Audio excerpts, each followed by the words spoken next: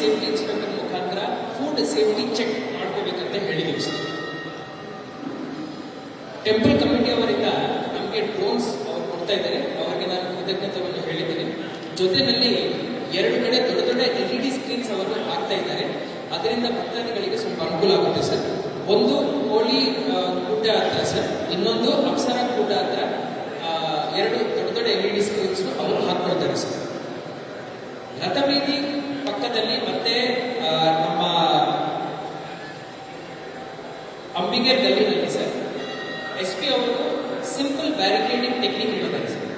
ಒಂದು ಬ್ಯಾರಿಲ್ ಇಟ್ಟು ಅದರಲ್ಲಿ ಮಣ್ಣು ಹಾಕಿ ಹಗ್ಗ ಕಟ್ಟಿಬಿಟ್ಟು ಒಂದು ಬ್ಯಾರಿಕೇಡಿಂಗ್ ಮಾಡೋದು ಅಂತ ಹೇಳಿದ್ರು ಸರ್. ಆ ಸಿಂಪಲ್ ಬ್ಯಾರಿಕೇಡಿಂಗ್ ಪೊಲೀಸ್ ಡಿಪಾರ್ಟ್ಮೆಂಟ್ ಅವರು ನಮ್ಮ ಎಂಟೈರ್ ಡಿಪಾರ್ಟ್ಮೆಂಟ್ ಕೋಆರ್ಡಿನೇಷನ್ ಮಾಡಿಕೊಂಡು ಆ ಥರ ಬ್ಯಾರಿಕೇಡಿಂಗ್ ಮಾಡ್ಕೊಳ್ತಾ ಇದ್ದಾರೆ ಸರ್.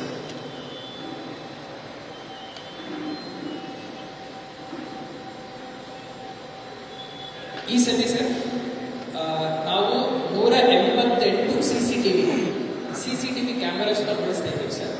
ಸರಿಸುಮಾರು 15 ಲಕ್ಷ ಜನ ಭಕ್ತಾದಿಗಳು ಇಲ್ಲಿ ಬರೋ ಸಾಧ್ಯತೆ ಇದೆ ಸರ್. ಮುಂದಿನ ಸತಿ ತಮ್ಮದು ಶಾಸಕರಿಗೆ ಗೊತ್ತಿದೆ ಸರ್.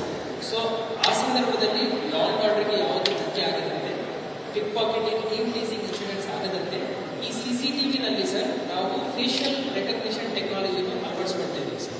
ಸೊ ಮಾಧ್ಯಮದ ಮುಖಾಂತರ ಪ್ರೇಕ್ಷಕರಿಗೆ ನಾನು ಹೇಳಿದ್ದೀನಿ ಸರ್, ಯಾರ್ಯಾರು ಬರ್ತಾ ಇದ್ದಾರೆ ಭಕ್ತಾದಿಗಳು ಭಕ್ತಿ ಭಾವನೆಯಿಂದ ಬಂದು ಇಲ್ಲಿ ದೇವಿ ದರ್ಶನವನ್ನು ಪಡಿಬೇಕು. ಯಾವುದೇ ಗಲಾಟೆಯಲ್ಲಿ ಅವರು ಭಾಗಿ ಆಗಬಾರದು ಅಂತ ಹೇಳಿ ನಾನು ಮನವಿ ಮಾಡಿಕೊಡ್ತೀನಿ ಸರ್.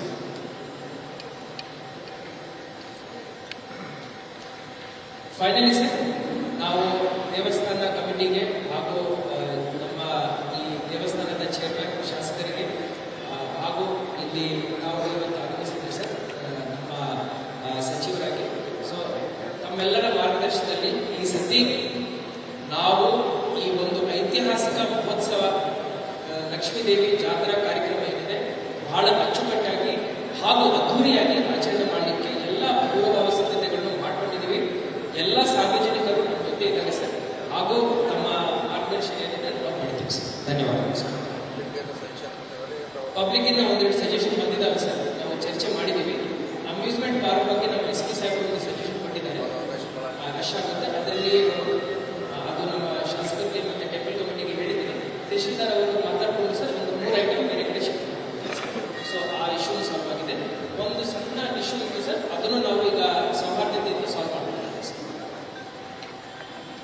ಬೇರೆ ಯಾರಾದರೂ ಮಾನ್ಯ ಡಿಸ್ಟ್ರಿಕ್ಟ್ ಮಿನಿಸ್ಟರ್ಗೆ ಏನಾದರೂ ಹೇಳಲಿಕ್ಕಿದ್ರೆ ತಾವು ಹೇಳಬೇಕು, ಆಮೇಲೆ ತಾವು ಮಾತಾಡ್ಬೋದು ಸರ್.